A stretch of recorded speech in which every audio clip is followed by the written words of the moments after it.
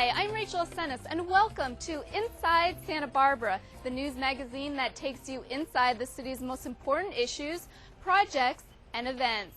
Today we are coming to you from the harbor, and it is another beautiful day in Santa Barbara.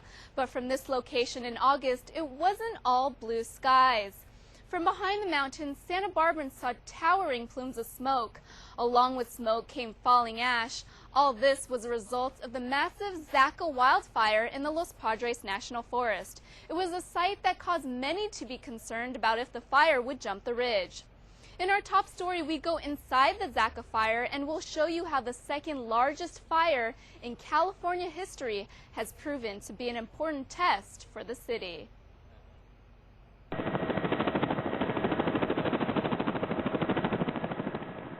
It's a bird's eye view of the Zaca fire, a wildfire that started in Santa Barbara County and swept through the Los Padres National Forest. Over 240,000 acres burned. The wildfire prompted evacuations of nearby homes and ranches and the closures of campsites and roads. It all started on the morning of the 4th of July. While residents across the South Coast were celebrating Independence Day, workers on a San Ynez Valley ranch were repairing a water pipe. During the grinding operation, sparks ignited and the fire quickly spread out of control.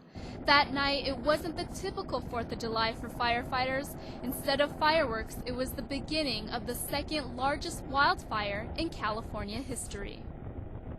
This map shows the Zaca fire's progression day by day, starting on the 5th of July until August 25th. On August 16th, the fire took its biggest turn when it broke through to the south. And that was the day that we had the largest plumes, smoke plumes above Santa Barbara. They were the ones that were huge, rising over 40,000 feet and collapsing. And this is what was generating those plumes all day long.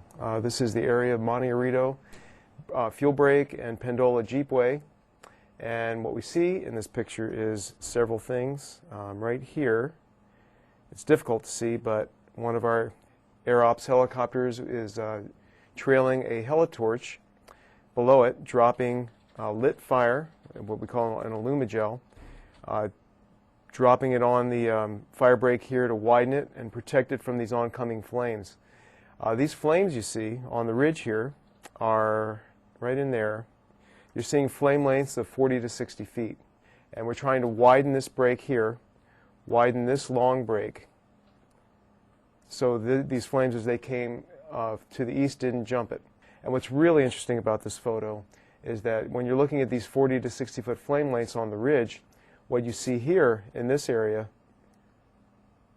this is burning gases that are, we're estimating from that point to, it's actually off the screen here, up to there, this is 600 to 800 feet tall. And what's happening is, this is extremely rare in the brush country. This is more common in timber country. There is so much fuel burning behind this wall of flame, behind this smoke. There's actually several square miles burning simultaneously. And they're off-gassing so many millions of tons of particulates and vapor that they're igniting and burning above the fire itself, and just generating its own immense heat and energy. And this burned for hours like this. Few of us around here have ever seen it, but the fire behaviorists that's attached to the Zaca fire explain what was going on here with just millions of tons of unburned vapors all igniting and burning simultaneously as if it were its own sun.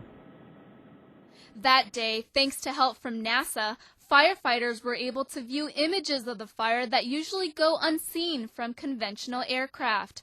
A high-flying unmanned aircraft called the Predator B drone flew over the fire zone in the morning and again in the afternoon to map the direction of where the flames were heading.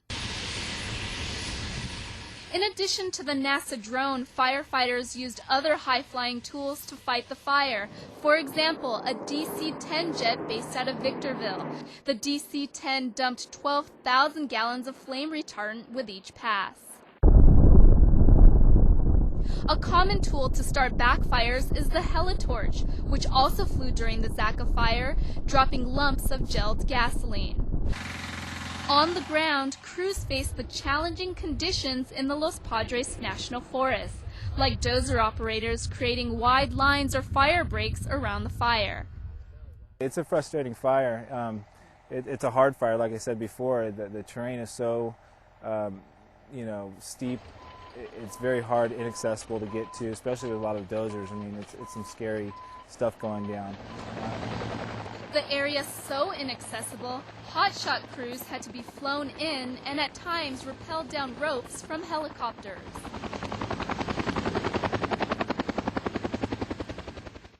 We had a lack of rainfall totals. It's going through areas that haven't burned in over 100 years, so you have a lot of fuel. So it's kind of a combination of everything coming together has caused it inaccessible areas to put people into.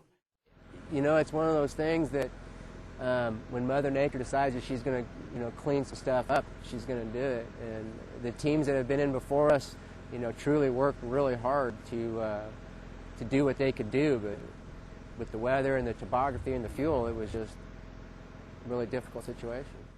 We're outside the Pendola Fire Station, which is about 2.5 hours away from the Live Oak Base Camp. Firefighters have placed this structure wrapped on this outbuilding, like many other outbuildings near the Zaka fire, to protect it from potential fire damage. Cold Springs Tavern, the popular 150-year-old restaurant off of Highway 154, was also covered. Meanwhile, down south, residents were asking what danger the fire could have on South Coast communities. Questions about the fire's direct threat to them. Could they be the next ones to evacuate? Could the fire reach Edison's power lines just 5 miles from the fire that supply key power to the South Coast? Firefighters themselves helped to answer all these questions next to kiosks set up in several locations throughout the city, like the Mission and this one at the Farmers Market in downtown. When do they expect the fire to be finished? Right now that's a difficult thing to say. We know it's going to burn for at least another week or two. They do have a projected containment date of in the beginning of September. It has burned kind of the progression being along the coastline, Goleta, Santa Barbara, Montecito, Carpinteria. So it essentially has affected all of those communities with the fear that if the wind direction were to change, and throughout the incident there were several potential opportunities with sundowners and everything, with that fire potentially coming over the ridges and into those communities. Because there was an imminent threat to the city then activated their Emergency Operations Center Level 1, which is just a warning phase, a build-up phase, a phase where we're just getting ready to staff our Emergency Operations Center just in case that fire came up over the hill. That growing concern among Santa Barbarans was fueled by falling ash and towering plumes of smoke. Well, I was a little bit scared at some point because it could, as I said on the media, it could come over the mountains and maybe threaten Santa Barbara itself, so I felt it was getting urgent.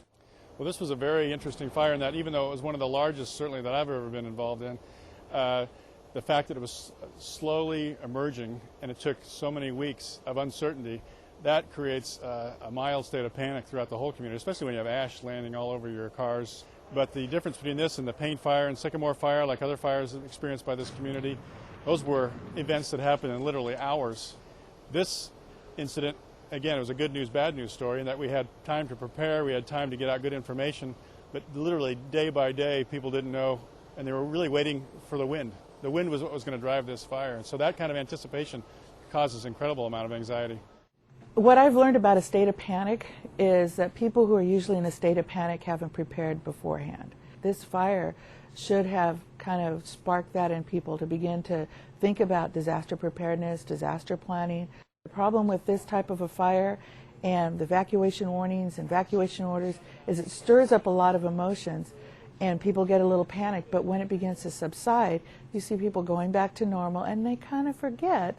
Forget about preparing for the worst. This fire was a luxury. This fire was a luxury to all our communities and us. And I think the community's benefit was that they paid attention. And when we have the fire that comes all of a sudden and is much closer in to the communities, they're going to be much more ready to react to it. The earthquake is not if, it's when. The fire is not if, it's when. The tsunami is not if, it's when. And so we need to begin to think in terms of how are we planning, what are we doing, how are we preparing ourselves, because as you can see with the Zaca fire, it was over 3,000 firefighters and staff that were staffing this fire, which meant that the rest of the state's resources were dwindling because there was also other fires going on. So if you're expecting someone during a major fire to be at your door, they may not. So what are you doing to prepare yourself? It's the question that city officials hope Santa Barbarans can answer with confidence, especially after the second largest wildfire in California history showed its fierce face so close to home. The fire was fully contained the first week of September, but firefighters tell City TV that it will take months to mop up this fire. The price tag to fight the fire is over $117 million. Stay tuned to City TV Channel 18 for a special documentary on wildland fire history and the Zaca fire. Well, as part of the city's ongoing emergency preparedness efforts, it will host a tsunami tabletop exercise in the spring. Well, here at the waterfront, Harbor Patrol provides security and law enforcement. Elsewhere, police officers work to enforce the law on city streets. This year, the city received over 200 applications for its entry-level police officer positions and has been very busy preparing the next batch of police academy cadets. Channel 18's Dominique Blocker goes inside this challenging and intense recruitment process. Early on a recent Saturday morning, 64 young men and women gathered at La Cumbre Junior High School for testing. But this was not the typical test given in a junior high classroom. It was the first portion of the City of Santa Barbara's entry police officer testing. The city was excited to have nearly double the applicants of previous tests. Testing is conducted twice per year. The candidates are hoping to make it through the rigorous testing process in order to enroll in the next 21-week-long police academy that begins in January. The more numbers we have, the more we get to choose from, so to speak, to hire police officers. And it's just so important for people. I think not only you have to be qualified, in other words, you have to be able to do the job and meet the qualities that we need, but you have to have the desire to do it too. You have to know what this job is before you apply. Of the 64 applicants who took the written test, 39 passed and were eligible to go on to the physical examination. Later that same day, they gathered for the physical portion of the test where they were challenged in 3 different areas. I think it just gives you an overall perspective of strength, of agility, and endurance. Those who pass the physical portion then go in front of an oral board before having an actual interview at the police department. After that interview, the applicant selected will have a background investigation, polygraph, psychological evaluation, medical examination, and controlled substances screening. The training to be a police officer out on your own driving a car is extensive. It takes over about a year and a half from the application, from the test date, to when you're out on your own in a police car. The remaining applicants are hoping that after the rest of the interviews and examinations, they'll be off to the police academy and eventually report to work here at the Santa Barbara Police Department. The police department currently has 141 sworn employees, including the chief, deputy chief, captains, and lieutenants. Right now, there are only 2 vacant positions for the department to be at full staff. We are trying to hire because it is such a long process. We're being allowed to overhire. So in other words, by January, we may not have 5 or 6 openings, but boy, by the time they finish and they're out on their own, we will. We'll probably have lost more than that due to retirements. So it's really hard. It's just not you're filling out an application, you get hired in 2 weeks. This is a year and a half process. In addition to public safety, police officers deal with everything from parking enforcement to educating the community through programs like the Citizens Academy and DARE. The Santa Barbara Police Department serves a crucial role throughout our community, and with the addition of new entry-level police officers, this tradition of excellence will be sure to continue. You have to have the desire, and if people have the desire and want to do it, go out and enforce the laws, and also we're very community-oriented here, wanting to go out and help the community. That's what we're looking for. If you're interested in a career with the Santa Barbara Police Department, fill out an online application at santabarbaraca.gov. Well, within the police department is a specialized group of people who are trained in weapons and tactics. The SWAT team responds to critical situations that are beyond normal police duties. Well, at an auction this year, 4 lucky Santa Barbarans won a day with the SWAT team. Not only was it a once-in-a-lifetime experience, it was a chance to support a local popular youth organization. In our next story, we spend a day with the SWAT team. Weapons off, safe. Fire, 2 rounds.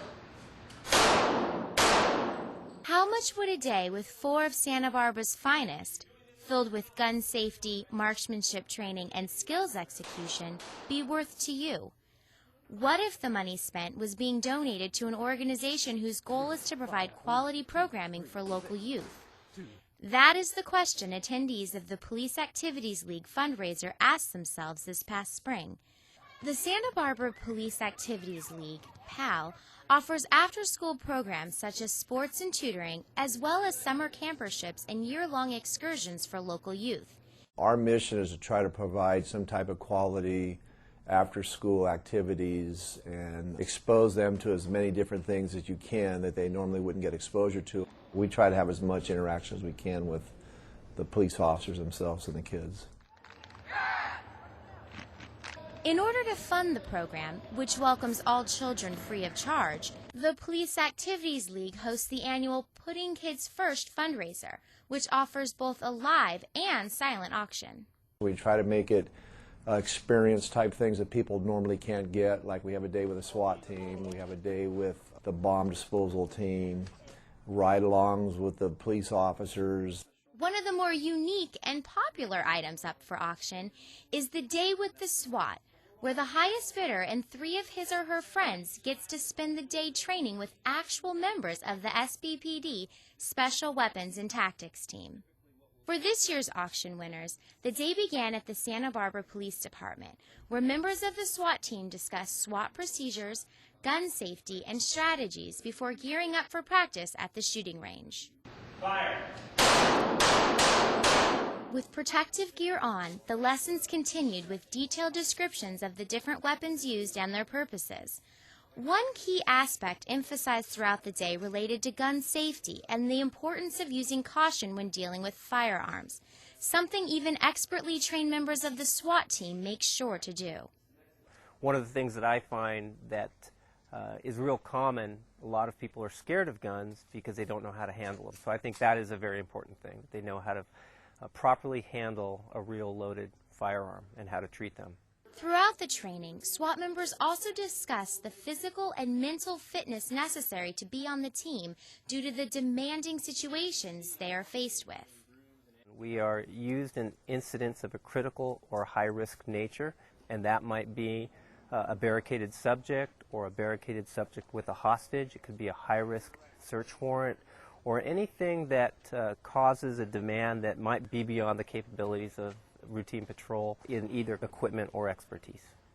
One of the highlights of today's training is held here at Old St. Francis Hospital, where participants get to engage in an actual real-world situation simulation training. Inside the empty building, team members led the participants through possible SWAT situations, such as a warrant service or hostage rescue. This was so much more interesting because we learned the techniques and all the strategies that you need to know. And so it was surprising. I was surprised by what we did today.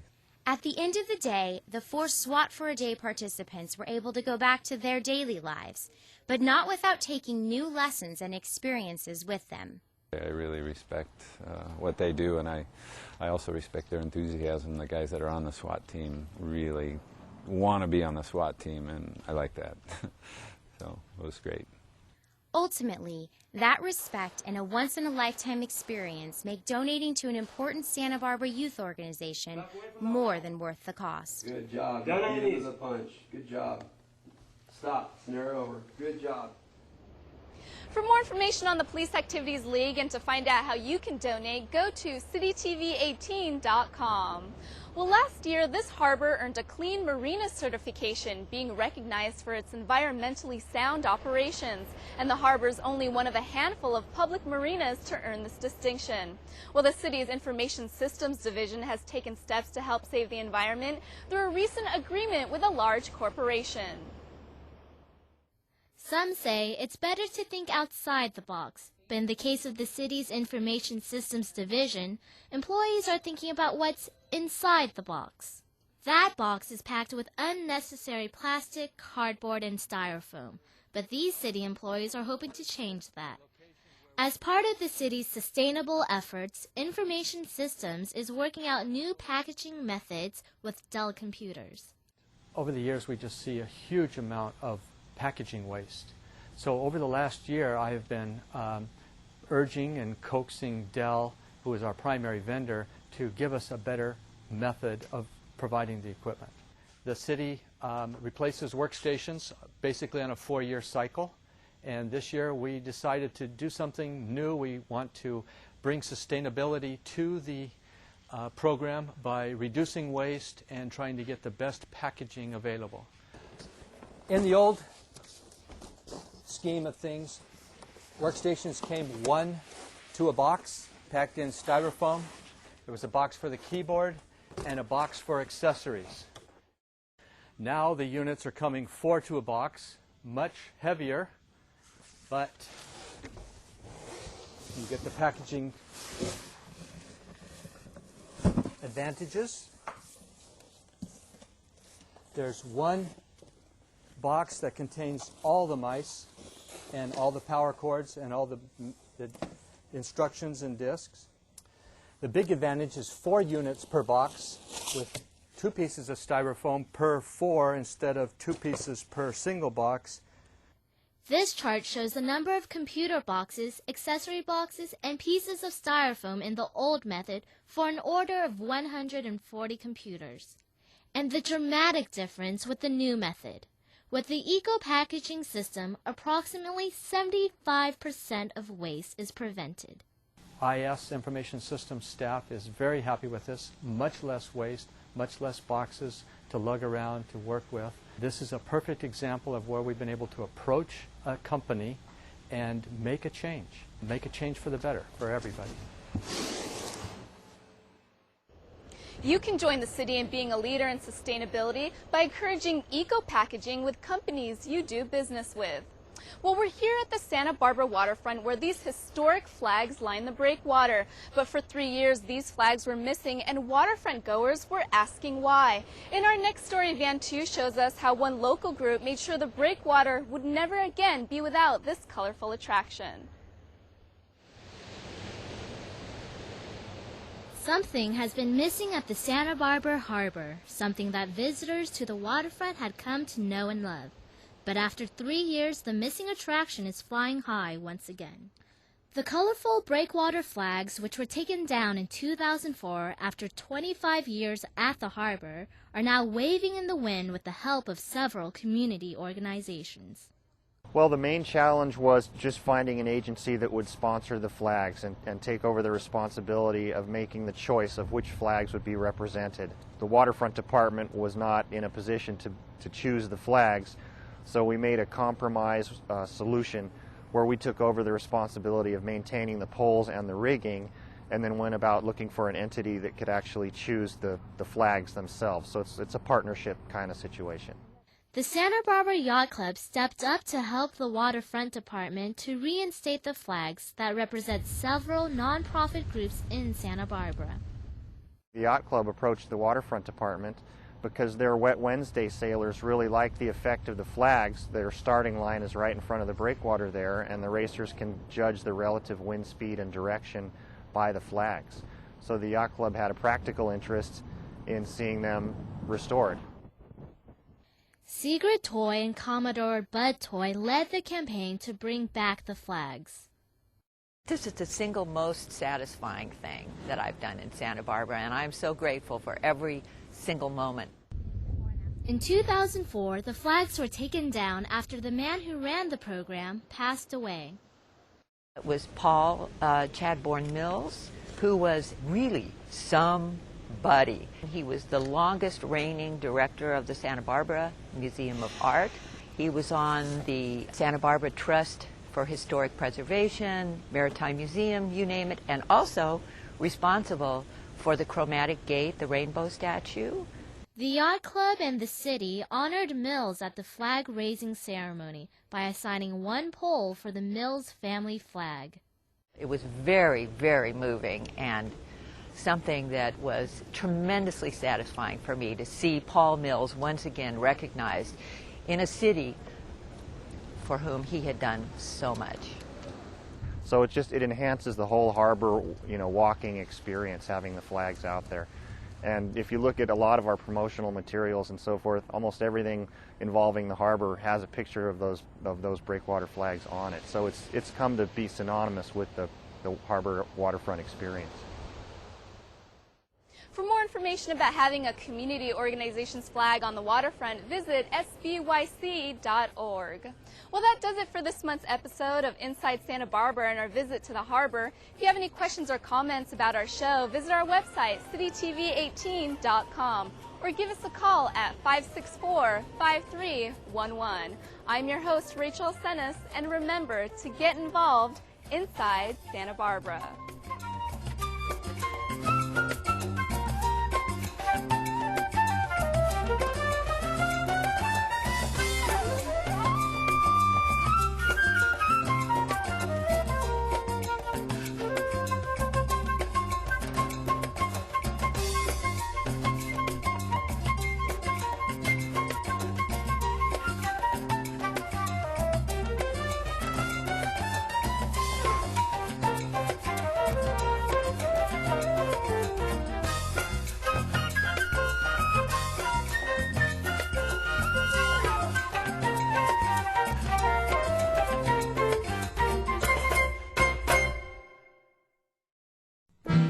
Recycling can be easy, and recycling is about half the cost of trash.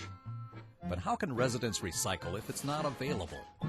The fact of the matter is, if you're not recycling, you're throwing money away.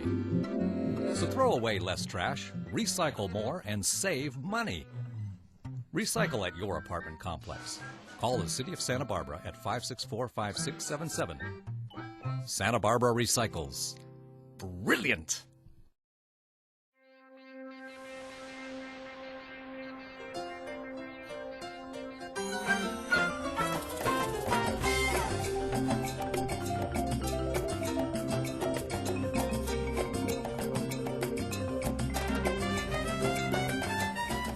Hi, I'm Rachel Senes, and welcome to Inside Santa Barbara, the news magazine that takes you inside the city's most important issues, projects, and events. Today we are coming to you from the harbor, and it is another beautiful day in Santa Barbara. But from this location in August, it wasn't all blue skies. From behind the mountains, Santa Barbarans saw towering plumes of smoke. Along with smoke came falling ash. All this was a result of the massive Zaca wildfire in the Los Padres National Forest. It was a site that caused many to be concerned about if the fire would jump the ridge. In our top story, we go inside the Zaca fire and we'll show you how the second largest fire in California history has proven to be an important test for the city.